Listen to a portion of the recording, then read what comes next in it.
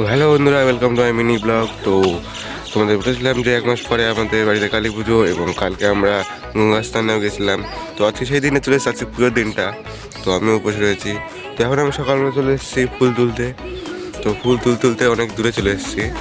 ফুল এখন পাওয়া যাচ্ছে না, এখন শীতকাল, শীতকালে ফুলটা খুব কমই ফোটে। তো তোমাদের দেখতে থাকো, তোমাদের দেখা হচ্ছে বাড়িতে গিয়ে।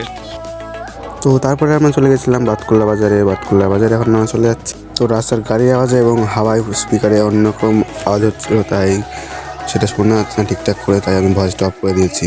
বাতকুল্লা বাজারে গিয়ে আমরা একটু ফুলের এগুলো সাজানোর জন্য নিয়ে আসতে গেছিলাম। আমাদের দিকে পাইনি, তাই বাতকুল্লা বাজারে গেছিলাম। তখন একটা পুরোটা সাজিয়ে নিয়েছে আমার বন্ধুরা হেল্প করেছে। তো এটা ঝাড়বাতিটা ওরাই বানিয়েছে সুন্দর করে।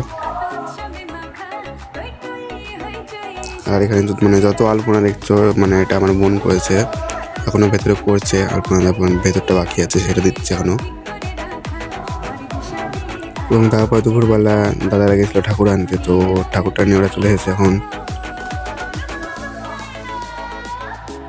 তো এখানে মার মূর্তিটা রাখা হয়েছে এখানটা আর কি। এবার মা বরণ করছে